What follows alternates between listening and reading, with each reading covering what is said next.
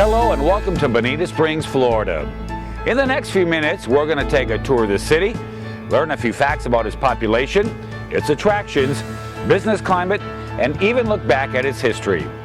But to begin with, we're heading many miles in one direction, straight up.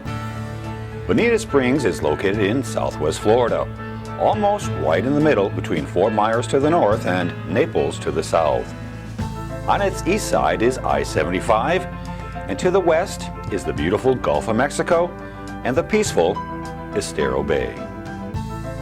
More than 8,000 years ago, the Calusa Indians inhabited this land and were the first natives to make contact with Ponce de Leon as he sailed the coastline. Some 350 years later, in the 1870s, the Army Corps of Engineers sent surveyors to this remote section of southwest Florida to map the area. By the turn of the century, this village of homesteaders had a post office and even a two-story hotel. As more visitors were attracted to the area because of its bounty of hunting and fishing, developers took notice and began laying out the streets and avenues and named them after potential buyers. Quite the marketing ploy. But they had two bigger issues. At the time, because of the early surveyors who set up camp in this area, the village was known as Survey.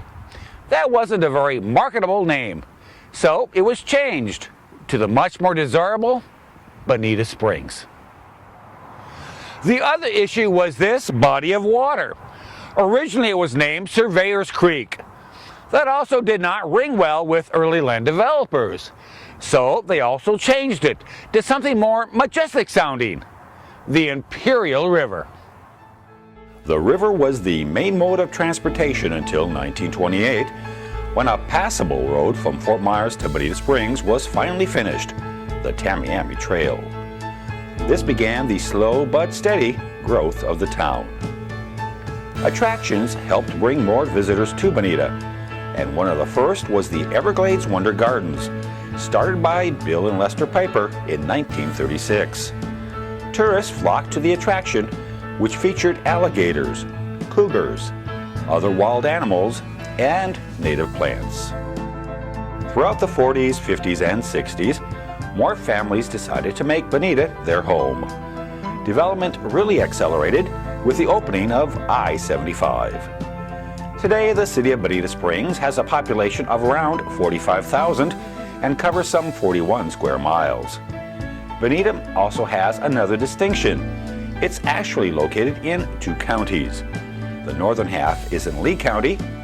The southern half is in Collier County. Although much of the city is newer construction, you can still find many old-style commercial buildings, especially along the old US 41 corridor, or as it is often referred to, Bonita's Historic District. Just strolling down the sidewalk, one can easily imagine what Bonita Springs looked like in its early years. And right next to the railroad track, which was a tremendous help in bringing tourists to the area starting in the mid-1920s, you'll discover some of Bonita Springs' earliest homes. These cottages were built in 1945 and were moved to this location just east of the railroad track from the nearby river. There are 6 in total, all bungalow in style, which was very common at the time.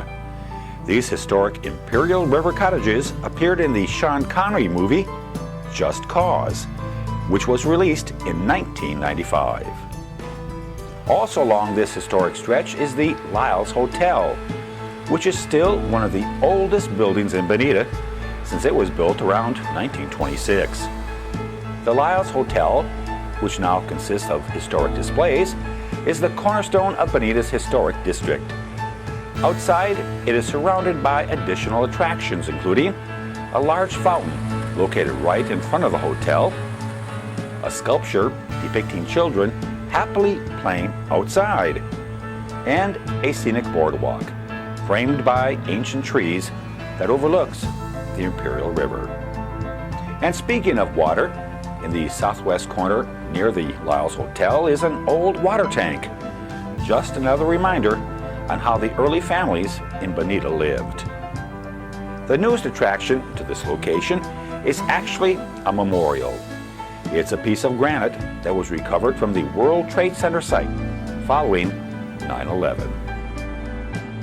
Within blocks of the historic district, many older homes with a lot of charm can be found on nearly every block.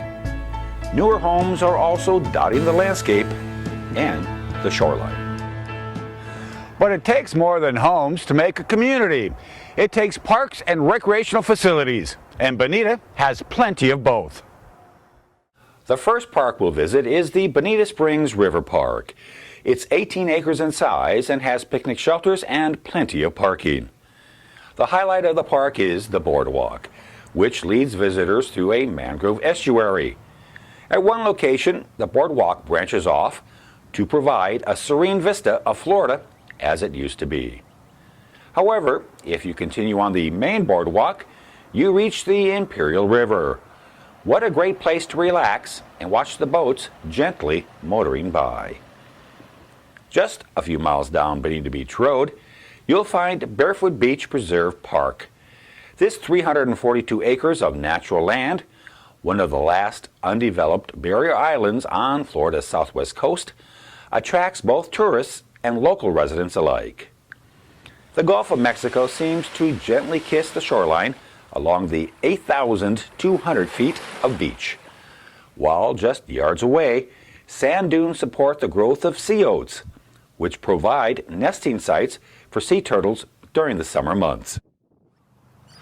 However, just a short distance north of Barefoot Beach Preserve, you'll find what is easily considered Bonita Springs' most cherished treasure. Welcome to Bonita Beach Park. The word Bonita means beautiful, which seems more than appropriate when you spend hours relaxing on this Gulfront beach. It's 2.5 acres of pure enjoyment. It also has shelters with tables and grills, a playground, and a sand volleyball court. For those a little more adventurous, other water activities also await, including jet skiing and paddle surfing. If you're on Bonita Beach and are thirsty, hungry, or both, you're in luck. Doc's Beach House, a local landmark, is only steps away, and they serve breakfast, lunch, and dinner. There are many other casual and fine dining restaurants throughout Bonita Springs. Some offer the old Florida-style atmosphere, like here at the Fish House, located on Bonita Beach Road. It offers a canal and bay view. Others are more modern in style. One such restaurant is Rhodes Fresh and Fancy, also located on Bonita Beach Road. Known for its fresh seafood, Rhodes has a very comfortable dining room, which includes both booths and tables, and walls decorated with nostalgic memorabilia, including artifacts from the Everglades Wonder Gardens, one of Bonita's original attractions. It also has a full-service bar at one end of the building. On the other end is Rhodes Fresh Seafood and Produce Market, highlighted by a display case filled with seafood favorites. Bonita also has its share of bars, including Murphy's Tavern and Sports Bar, located on Bonita Beach Road, about 1 mile east of the Gulf Beaches. This tavern is a popular hangout for many of the longtime locals who want to unwind during the day and after work. Many visitors also find Murphy's very friendly and a pleasant escape from the much more formal watering holes in the area. There are other attractions as well. On Fridays, Saturdays, and Sundays, you'll find crowds at the Flamingo Island Flea Market, located on Bonita Beach Road, just east of I-75. With some 600 businesses at one location, you can shop to your heart's content.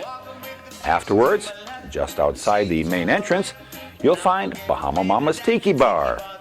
Saturdays are especially fun since they have karaoke beginning in the early afternoon. If you really want to know where you can find me, I'll be unwinding down in the islands, down in the islands. Throughout the course of the year, Bonita Springs holds a number of festivals and special events. The majority of those are held right here in Riverside Park, located just a short walk from those historic cottages we visited earlier. Riverside Park is easy to find on Old US 41. Just look for the newly renovated band shell. Many top acts have stood on the stage and wowed the crowd. The park is also home to holiday celebrations, art shows, and the Celebrate Bonita Festival, which attracts thousands. In one corner of this park, you'll find many visitors taking time to reflect and thank our military for their sacrifice and service. In another corner, others pause to appreciate a sculpture, a man balancing on a narrow circle, perhaps a reflection of our times. And speaking of attracting thousands, don't forget about the Naples-Fort Myers dog track. It's been entertaining locals and tourists since 1959. Bonita Springs is often referred to as the gateway to the Gulf, and for good reason. Sure, it has a main Gulf beach, but along Hickory Boulevard, there are 10 additional public access points for those who prefer some me time. Just park your car and walk a short distance to the sandy shoreline. Bonita also has plenty of boat ramps, which allow fishermen and pleasure boaters to reach the waters of the Gulf or Estero Bay within minutes. It's absolutely a beautiful adventure. And finally, it's important to note that Bonita's business climate has grown over the past few years. While some businesses occupy several of Bonita's oldest buildings within or near the historic district, others are excited about their location in the newer, if not brand new, shopping plazas, which line the city's main thoroughfares. Bonita Springs is a thriving community. It combines a touch of the past with a strong and towering hold on the future. From the Calusa Indians to the survey crews to the early settlers, Bonita Springs has had its share of changes and challenges. But today, it's a vibrant community, perfectly positioned between two other major metro areas. As I heard a longtime resident once say, it's not too big, it's not too small, it's just right. And you couldn't ask for easier access to the waters of the Gulf of Mexico and Estero Bay. Thanks for watching, and we hope to see you in Bonita Springs in the near future. Take care.